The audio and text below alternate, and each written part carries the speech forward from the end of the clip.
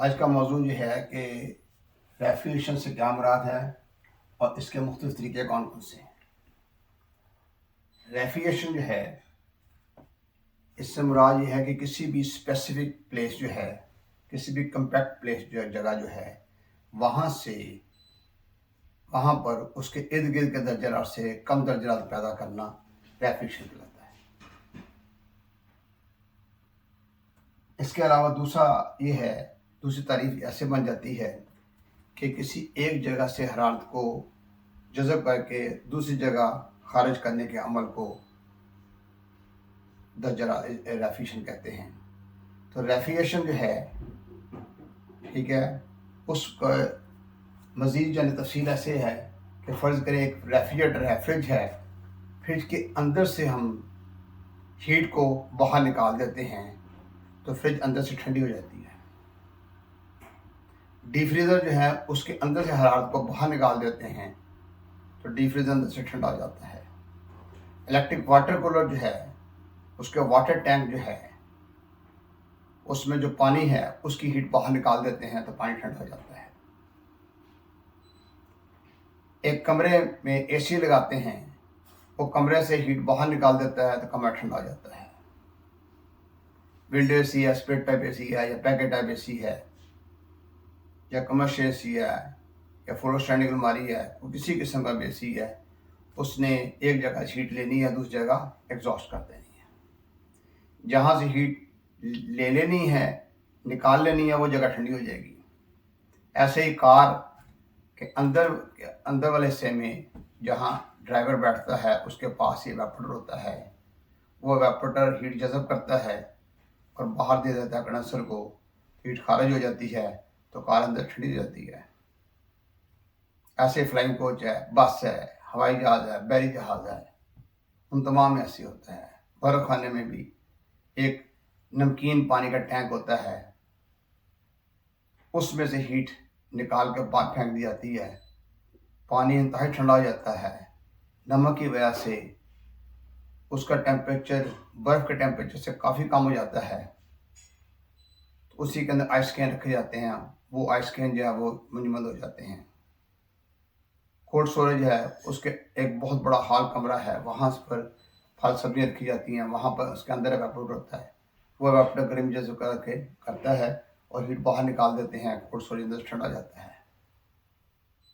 Ice cream का plant है, candy plant है, उसमें भी ऐसा ही है, हीट को बाहर निकाल देते हैं तो वहाँ ठंडक का अमल हो जाता है। तो एक जगह से हरारत को जज़ब करके दूसरी जगह खारिज करने के अमल को रेफ्रिजरेशन कहते हैं, या किसी मखसूस जगह पर उसके इर्द गिर्द से कम दर्जा पैदा करना रेफ्रिजरेशन कहलाता है। अब इसके मुख्तलिफ तरीके हैं जो दुनिया में ज़्यादा इस्तेमाल में आते हैं, वो 3 तरीके हैं। नंबर 1 वेपर कंप्रेस सिस्टम है, नंबर 2 एग्जॉस्ट सिस्टम है, नंबर 3 स्टीम जेट सिस्टम है। इसके अलावा भी सिस्टम हैं, लेकिन ये ज़्यादा मकबूल हैं, और इन सब में से ज़्यादा मकबूल जो है वो वेपर कंप्रेस सिस्टम है। वेपर कंप्रेस सिस्टम कौन सा सिस्टम होता है? ऐसा सिस्टम जिसके अंदर कंप्रेसर का इस्तेमाल किया जाए। जिस सिस्टम के अंदर भी कंप्रेसर का इस्तेमाल हुआ है वो वेपर कंप्रेस सिस्टम कहलाता है। तो कंप्रेसर के साथ 2 लाइनें लगी होंगी, एक सक्शन लाइन, एक डिस्चार्ज लाइन। सक्शन लाइन के जरिए रेफ्रिजरेंट आती है और डिस्चार्ज लाइन के जरिए आगे की तरफ जाती है। सक्शन लाइन के जरिए जो रेफ्रिजरेंट आती है उसमें भी बुखारात होते हैं, और जब डिस्चार्ज लाइन के जरिए आगे जाती है उसमें भी बुखारात होते हैं। इसलिए इसको वेपर कंप्रेस सिस्टम कहते हैं कि वेपर जिसके अंदर आएंगे, वेपर्स ही अगर आगे जाएंगे। अगर किसी कंप्रेसर के अंदर हम लिक्विड लाने की कोशिश करेंगे और वो लिक्विड जो है उसको वेपर बनाए तो कंप्रेसर पर काफ़ी लोड बढ़ जाता है, कंप्रेसर को नुकसान हो सकता है। बहुत पहले जो शुरू में लोग इसको इस्तेमाल करते थे, वो कहते हैं कि नहीं, सक्शन लाइन इंतहाई ठंडी होनी चाहिए। बाद में कुछ नुकसान भी हुए, लेकिन इसको वेपर कंप्रेसर इसलिए कहा जाता है कि इसके अंदर वेपर आए और वेपर आगे जाए। जब हम उसको लिक्विड लाने की कोशिश करते हैं तो लिक्विड की वजह से नुकसान हो जाता है। जैसे बर्फ खाना है, उसमें आपने गैस ओवर कर दी है तो सक्शन लाइन पर लिक्विड बहुत ज़्यादा आ जाती है, या किसी और सिस्टम में सक्शन लाइन को इंतहाई ठंडा कर लिया जाए, उससे कंप्रेसर को नुकसान होता है, फ़ायदा नहीं होता। उनके जहन में ये होता है कि कंप्रेसर लिक्विड की वजह से ठंडा रहेगा, ये नज़रिया था, लेकिन ये गलत है। सक्शन लाइन ठंडी होनी चाहिए किसी खास हद तक, लेकिन इंतहा से ज़्यादा ठंडी होना जो है वो सही नहीं है, उसमें लिक्विड आने का खतरा होता है। तो लिक्विड से बचाना है इसको, लेकिन ऐसा भी नहीं करना कि सक्शन लाइन गर्म हो, ये भी गलत है। Suction line should be cool, ये भी ठंडी होनी चाहिए, और डिस्चार्ज लाइन तो गर्म होगी हर हालत में। तो इसी कंप्रेसर ने प्रेशराइज करके आगे रेफ्रिजरेटर गर्म करके भेजना है, वेपर्स बढ़ जाएंगे, फैल जाएंगे और कंडेंसर में जाकर अपनी हीट खारिज करने के बाद लिक्विड में आ जाएंगे। तो वेपर कंप्रेसर सिस्टम जो है, हर वो सिस्टम जिसके अंदर कंप्रेसर इस्तेमाल होता है उसे वेपर कंप्रेसर सिस्टम कहते हैं, और जो दुनिया का सबसे ज़्यादा मकबूल तरीन सिस्टम है, सबसे ज़्यादा दुनिया में इसी का इस्तेमाल होता है। अब मैं आपको चीज़ें गिनवाता हूँ, उससे आपको पता लग जाएगा कि इसकी मकबूलियत कितनी है। दुनिया की तकरीबन तमाम रेफ्रिजरेटर जो हैं, तकरीबन का लफ्ज़ इसलिए इस्तेमाल किया है कि कुछ रेफ्रिजरेटर एब्जॉर्प्शन टाइप की होती हैं, उनमें कंप्रेसर नहीं होता, बगैर कंप्रेसर के काम करती हैं। इसलिए ज़्यादातर रेफ्रिजरेटर ऐसी हैं, सिंगल डोर हैं, डबल डोर हैं, डायरेक्ट कूल हैं, नो फ्रॉस्ट हैं, हर तरह की रेफ्रिजरेटर जो है उनके अंदर कंप्रेसर का इस्तेमाल है। डीप फ्रीज़र हैं, एक खाने वाला है, दो खाने वाला है, तीन खाने वाला है, तो ये तमाम के अंदर कंप्रेसर इस्तेमाल होता है। ऐसे भी डीप फ्रीज़र हैं जो उनको ऊपर ढकना जो है वो नहीं होता, मार्ट में पड़े होते हैं, तो लेकिन रात को उनको बंद कर दिया जाता है, उनको ढाँप दिया जाता है, उनके अंदर भी कंप्रेसर इस्तेमाल होता है। इलेक्ट्रिक वाटर कूलर हैं, वाटर टाइप हैं, बोतल ऊपर रखी जाती है, उसके अंदर भी कंप्रेसर है। इसके अलावा अलग इलेक्ट्रिक वाटर कूलर बनाए गए हैं, टैप वाले, 2 टैप वाले, 3 वाले, 4 वाले, 6 वाले, 8 वाले, 10 वाले, उन तमाम के अंदर कंप्रेसर इस्तेमाल हुआ है। इसके अलावा बड़ी जो बिल्डिंगें हैं जिनमें अलग इलेक्ट्रिक वाटर कूलर जो है बनाया जाए, या कोई फैक्ट्री है उसके अंदर ये बनाया जाए, या कोई रेलवे स्टेशन है वहाँ पर बनाया जाए, या कोई गैदरिंग स्पॉट है वहाँ उसको बनाया जाए, तो बहुत बड़ा इलेक्ट्रिक वाटर कूलर होता है, उसके अंदर भी कंप्रेसर इस्तेमाल होता है। जितने आइसक्रीम प्लांट हैं इन तमाम के अंदर कंप्रेसर का इस्तेमाल होगा। जितने कैंडी प्लांट हैं, कुल्फियों वाले प्लांट हैं, इनके अंदर कंप्रेसर इस्तेमाल होगा। कोल्ड स्टोरेज हैं, उनके अंदर कंप्रेसर इस्तेमाल होगा। आइस प्लांट हैं, बर्फ खाने हैं, उनके अंदर कंप्रेसर इस्तेमाल होगा। विंडो एसी है, उसके अंदर कंप्रेसर इस्तेमाल होगा। स्प्लिट टाइप एसी, उनका कंप्रेसर इस्तेमाल होगा। इन्वर्टर, उनके अंदर कंप्रेसर इस्तेमाल होगा। इन्वर्टर रेफ्रिजरेटर है, उनके अंदर भी कंप्रेसर इस्तेमाल होगा। कार है, उसके एक नीचे के लिए कंप्रेसर इस्तेमाल होगा। फ्लाइंग कोच के अंदर एसी के लिए, फ्लाइंग कोच के एसी के लिए कंप्रेसर इस्तेमाल होगा। बस जो है उसके अंदर भी इसी तरीके से जो एक एयर कंडीशन होगा उसमें कंप्रेसर इस्तेमाल होगा। हवाई जहाज़ के एयर कंडीशन के अंदर कंप्रेसर इस्तेमाल होगा। बहरी जहाज़ के एयर कंडीशन के लिए कंप्रेसर इस्तेमाल होगा। डिस्प्ले कैबिनेट के लिए कंप्रेसर इस्तेमाल होगा। Walk in cooler, walk in refrigerator के लिए कंप्रेसर इस्तेमाल होगा। ब्लड सेविंग रेफ्रिजरेटर के लिए कंप्रेसर इस्तेमाल होगा। इस तरीके से हमारे शोबे में, हमारी फैकल्टी के अंदर सबसे जो फेमस है वो वेपर कंप्रेसर सिस्टम है। इसलिए सबसे ज़्यादा हमने जिस को समझना है वो व्यापक कंप्रेसर सिस्टम को समझना है, क्योंकि रोजाना इसी के साथ ज़्यादा हमारा वास्ता पड़ेगा। दूसरे नंबर पर एब्जॉर्प्शन सिस्टम आ जाता है। एब्जॉर्प्शन सिस्टम ऐसा है जिसके अंदर कंप्रेसर का इस्तेमाल नहीं होता। इसमें बड़े बड़े प्लांट हैं, बहुत बड़े प्लांट हैं, तो उन प्लांटों के अंदर जो है जो पानी है वो रेफ्रिजरेंट के तौर पर इस्तेमाल होता है। पानी को रेफ्रिजरेंट के तौर पर इस्तेमाल करते हैं। तो पानी जो है उस पर दबाव कम कर दिया जाता है, दबाव कम करके पानी को ठंडा किया जाता है।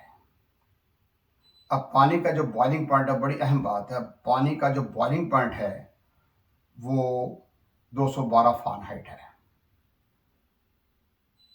लेकिन 212 फ़ारेनहाइट किस सूरत में है, जब उसके ऊपर दबाव जो है, एटमॉस्फेरिक प्रेशर जो है वो 14.7 psi होगा। अगर उस पर दबाव जो है वो कम कर देंगे, दबाव कम कर देंगे तो बॉइलिंग पॉइंट भी कम हो जाएगा। अगर दबाव 100% खत्म कर देंगे तो बॉइलिंग पॉइंट भी खत्म हो जाएगा। तो ये बात बड़ी अहम है। तो अब पानी जो है उसको यहाँ तक ठंडा कर लिया जाता है कि उसकी डिग्री 40 फ़ारेनहाइट तक आ जाती है, जबकि उसमें कोई रेफ्रिजरेंट अलहदा इस्तेमाल नहीं की गई, पानी को ही बतौर रेफ्रिजरेंट इस्तेमाल किया गया है। तो पानी का दबाव कम करके उसको ठंडा किया जाता है। उसी ठंडे पानी के ज़रिए एवापोरेटर ठंडा किया जाता है। जब एवापोरेटर ठंडा होता है तो एवापोरेटर से फिर पानी आगे जाता है और वो जगह जो है जिस जगह को ठंडा करना था वहाँ उस जगह को ठंडा किया जाता है। वहाँ पर एयर हैंडलिंग यूनिट लगे होते हैं, बड़े बड़े जो सिस्टम है, बड़े बड़ी बिल्डिंगें हैं, उनके अंदर ये सिस्टम इस्तेमाल किया जाता है। पाकिस्तान का हबीब बैंक प्लाजा जो है कराची के अंदर, उसमें 2400 टन का प्लांट लगा हुआ है एग्जॉस्ट सिस्टम का। तो अब वहाँ पर देख लें कि पूरा जो प्लाजा है, ठीक है, पूरी बिल्डिंग जो है, जो 24 मंजिला बिल्डिंग है, वो तमाम ठंडी होती है, उसी से ठंडी होती है।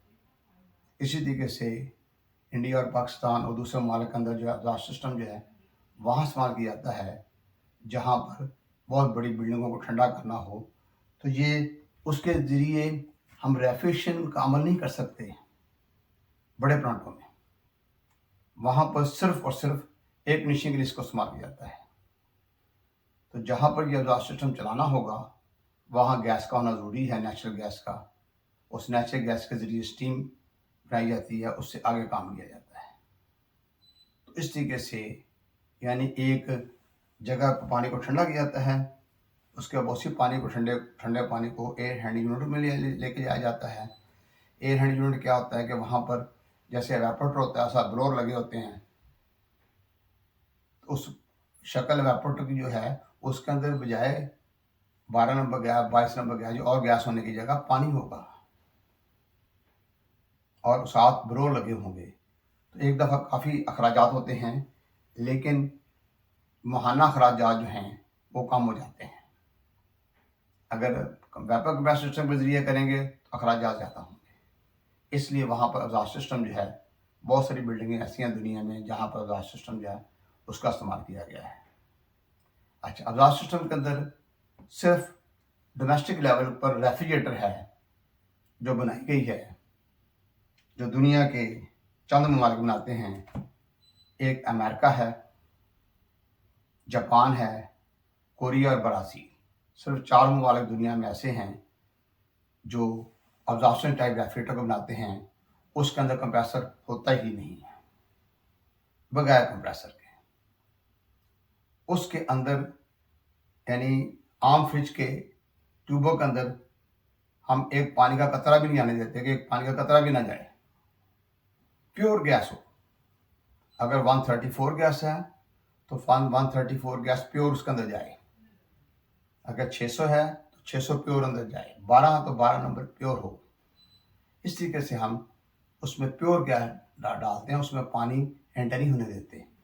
जबकि एग्जॉस्ट सिस्टम के अंदर जो है, जो रेफ्रिजरेटर होती है, जब तक उसमें पानी नहीं डालेंगे वो काम नहीं करेगी। उसकी पाइपों में पानी डालना पड़ता है, डिस्टिल्ड वाटर डालना पड़ता है और उसमें अमोनिया गैस का इस्तेमाल किया जाता है। उसकी जितनी ट्यूबें होंगी तमाम लोहे की होंगी, उसमें सिल्वर और कॉपर का इस्तेमाल बिल्कुल नहीं होगा। उसका अमल इस रेफ्रिजरेटर से ज़रा स्लो होता है, लेकिन काम वो भी 100% पूरा काम करती है। उसमें बाकायदा बर्फ़ बनती है, चीज़ें ठंडी होती हैं। वो सिंगल डोर भी हैं, डबल डोर भी हैं। ज़्यादातर सिंगल डोर इस्तेमाल हो रही हैं, लेकिन डबल डोर भी हैं। तो उसका पीछे की तरफ कंडेंसर होगा, एब्ज़ॉर्बर होता है, जनरेटर होता है, सेपरेटर होता है। इस किस्म की चीज़ें होती हैं जो तमाम लोहे की बनी होती हैं। और उसमें गैस को मूव करने के लिए, अमोनिया को मूव करने के लिए नीचे की तरफ एक छोटा सा बर्नर लगाया जाता है। वहाँ पर हम कुदरती गैस जो है उसके ज़रिए उसको हीट देते हैं, जिससे वो सिस्टम जो है चलना शुरू हो जाता है। अगर वो नहीं तो मिट्टी के तेल के ज़रिए भी चला सकते हैं और हीटर लगा के भी चला सकते हैं। तो ये इसलिए बनाई गई वो इलाके जहाँ पर इलेक्ट्रिसिटी की प्रोविज़न नहीं है, वहाँ पर इलेक्ट्रिसिटी मफकूद है, नहीं है, तो उन इलाकों में ये रेफ्रिजरेटर का इस्तेमाल किया जाता है।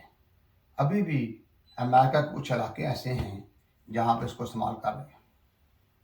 दूर दराज इलाके जहाँ पर चंद लोग रह रहे हैं।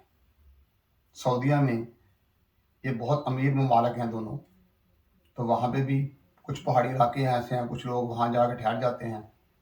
ठीक है, चंद लोग वहाँ ठहरे हुए हैं, तो वहाँ पर क्या करते हैं कि इस किस्म के रेफ्रिजरेटर ले जाते हैं और अपना काम चलाने के जनरेटर भी रखे होते हैं उन्होंने। तो वो वहाँ मिट्टी का तेल का ड्राम रखा होता है उन्होंने, साथ मिट्टी का तेल डालते जाते हैं उसकी टैंकी में, वो काम चलता रहता है। तो ये एग्जॉस्शन सिस्टम जो है वो इस किस्म का सिस्टम जो है कि अच्छा, अब जब उस इलाके में उसको आप फ्रिज को ऐसे इलाके में ले जाते हैं कि जहाँ पर जो इलेक्ट्रिसिटी मौजूद है, तो फिर आप उसको हीटर पे चला सकते हैं। दोनों ऑप्शन हैं, तीनों ऑप्शन हैं। जो ब्राज़ील वाले बना रहे हैं उन्होंने दो ऑप्शन दी हुई हैं। एक मिट्टी के तेल की ऑप्शन है, केरोसिन ऑयल इस्तेमाल कर सकते हैं। दूसरी ऑप्शन जो है वो है कि आप उसको इलेक्ट्रिक पर चला लें। दो ऑप्शन दी हुई है। जो अमेरिकन हैं उन्होंने भी दो ऑप्शन दी हुई हैं। उन्होंने मिट्टी का तेल वाला मामला इस्तेमाल नहीं किया, उन्होंने गैस या इलेक्ट्रिक दोनों में से एक जो है उसको इस्तेमाल किया है। या इलेक्ट्रिक इस्तेमाल कर लें या गैस इस्तेमाल कर लें। इस तरीके से कोरिया वालों ने भी ऐसे किया है, जापान वालों ने भी। आगे तीसरा सिस्टम है स्टीम जेट सिस्टम। ये वहाँ पर इस्तेमाल किया जाता है जहाँ पर पानी और स्टीम जो है आसानी से दस्तयाब हो, यानी पानी को स्टीम बनाया जा सके। इसमें भी एक फ्लैश टैंक होता है जिससे हम अपने अल्फाज में तो वेपोरेटर कहते हैं, लेकिन सिस्टम के अंदर उसको फ्लैश टैंक कहा जाता है। फ्लैश टैंक के अंदर जो है ना, पानी वहाँ से आता है जिस जगह को ठंडा करना हो, वहाँ पर एयर हैंडलिंग यूनिट लगा, वहाँ से पानी आएगा, फ्लैश टैंक के अंदर स्प्रे होगा, फ्लैश टैंक के ऊपर से बहुत तेज़ी के साथ जो है वो स्टीम को उतारा जाता है, जिसकी वजह से वहाँ पर काफ़ी हद तक वैक्यूम हो जाता है। जब वहाँ पर काफ़ी हद तक वैक्यूम हो जाएगा, वैक्यूम वाली जगह पर पानी को स्प्रे करेंगे, पानी ठंडा हो जाएगा वैक्यूम वाली जगह पर। तो यहाँ बात ही गौर यही करने वाली है कि वैक्यूम वाली जगह जो है, ठीक है, जब वहाँ पर पानी स्प्रे किया जाएगा तो वो पानी ठंडा हो जाएगा। उसी पानी को ले जाते हैं दोबारा एयर हैंड यूनिट में पंप के ज़रिए, फिर वो पानी वापस आ रहा है, फिर जा रहा है, फिर आ रहा है, फिर जा रहा है, फिर आ रहा है। इस तरीके से स्टीम जेट सिस्टम जो है उसमें हाई प्रेशर स्टीम को इस्तेमाल किया जाता है और उसकी वजह से वैक्यूम किया जाता है। उस स्टीम को आगे ले जाते हैं, आगे कंडेंसर लगा होगा, उसको वो ठंडा करेगा, वो दोबारा फिर पानी जो है वहाँ चला जाएगा, यानी बॉयलर के अंदर चला जाएगा, वहाँ जाके फिर गर्म होगा, फिर स्टीम बनेगी, फिर आगे इस तरीके से चलता है। तो इसका इस्तेमाल भी कमर्शियल प्लांटों में होता है। डोमेस्टिक प्लांट में दुनिया में किसी जगह पर स्टीम जेट सिस्टम का इस्तेमाल नहीं है। और स्टीम जेट सिस्टम की ना कोई रेफ्रिजरेटर है, ना कोई डीप फ्रीजर है, ना कोई इलेक्ट्रिक वाटर कूलर है, ना कोई विंडो एसी है, ना कोई स्प्लिट टाइप एसी है। इनमें ये सिस्टम नहीं आ रहा। सिर्फ एयर कंडीशनिंग के लिए कमर्शियल लेवल के ऊपर इसको इस्तेमाल किया गया है। तो एग्जॉस्ट सिस्टम जो है कमर्शियल लेवल के ऊपर भी है और डोमेस्टिक लेवल में सिर्फ रेफ्रिजरेटर है, और स्टीम गैस सिस्टम को सिर्फ कमर्शियल लेवल के ऊपर एक किसी को इस्तेमाल किया गया है। जबकि वेपर कंप्रेसर सिस्टम की ये सिफ्त है कि ये डोमेस्टिक लेवल और कमर्शियल लेवल दोनों में हर जगह पर इसको इस्तेमाल किया जा सकता है और ये इस्तेमाल हो रहा है। इसलिए पूरी कोशिश करें कि वेपर कंप्रेसर सिस्टम जो है उसको मैक्सिमम समझने की कोशिश करें। मुश्किल बिल्कुल नहीं है, कोई टेंशन वाली बात नहीं है, ना कोई परेशानी वाली बात है, सिर्फ गौर करने वाली बात है। ठीक है कि कंप्रेसर है उसको समझना है, कंडेंसर के ट्यूबों का सेट है, उसमें कौन सी टेंशन वाली बात है। ट्यूबों जैसे साफ होनी चाहिए, हीट खारिज का नंबर ठीक होना चाहिए, रेफ्रिजरेटर ने दबाव कम करना है, एवापोरेटर जो है वो अंदर से साफ हो और गैस गुजर रही हो तो उसने हीट जज़ब करनी है। ये चार चीज़ें तो हैं जो मेन है। इसके अलावा कुछ चीज़ें ऐसी होंगी इसके अंदर, जैसे लिक्विड सी उड़ाया जाता है तो गैस को इकट्ठा करने के लिए होता है, ड्रायर होता है गैस को साफ करता है, शेड ग्लास है वो देख सकते हैं गैस पूरी है या नहीं पूरी है। अकोमोडेटर लगा होता है सक्शन लाइन पर कि वापसी में जो रेफ्रिजरेंट जो है वो लिक्विड डाल उसमें ना चली जाए। तो ये कुछ चीज़ें जो ना ऑयल स्प्लिटर होता है बड़े प्लांटों में, शुरू में तेल अगर जाए तो तेल आगे ना चला जाए, वहाँ रुक जाए। ये चीज़ें इसके अलावा हैं, बेसिक रेफ्रिजरेशन साइकिल में नहीं आती। तो पहले इन चार चीज़ों का समझना हमने। वेपर कंप्रेसर के अंदर कंप्रेसर, कंडेंसर, रेफ्रिजरेटर और एवापोरेटर, इनकी इकसाम जो हैं उनको पढ़ना है। एक बात याद रखिएगा कि दुनिया का हर कंप्रेसर जो है जो सी मर्जी किस्म हो उसका एक ही काम है, to increase the pressure of refrigerant. और जौन सा मर्जी कंडेंसर हो उसका एक ही काम है, to exhaust the heat of refrigerant. और रेफ्रिजरेटर जौन सी मर्जी किस्म का हो, हर रेफ्रिजरेटर जो है उसका एक ही काम है, to decrease the pressure of refrigerant. और हर एवापोरेटर जो है जौन सी मर्जी किस्म का हो उसका एक ही काम है, टू एब्जॉर्ब द हीट। ये चीज़ें हैं। तो इंशाल्लाह इसको गौर करें, समझें। ठीक है ना, आगे सारी बातें प्रैक्टिकल की होनी है। एक दो लेक्चर हैं, एक लेक्चर शायद और हो जो थ्योरी का हो, लेकिन मैं थ्योरी के लेक्चर के अंदर भी प्रैक्टिकल रंग रखा होता है मैंने, ताकि आप समझ सकें। फिर आइंदा कोशिश करेंगे पुर्जा जात जो हैं वो आपको दिखाए जाएं, जो भी पुर्जे इसके अंदर इस्तेमाल होंगे, जो भी चीज़ें इस्तेमाल होंगी, ठीक है, उनको गौर करना है।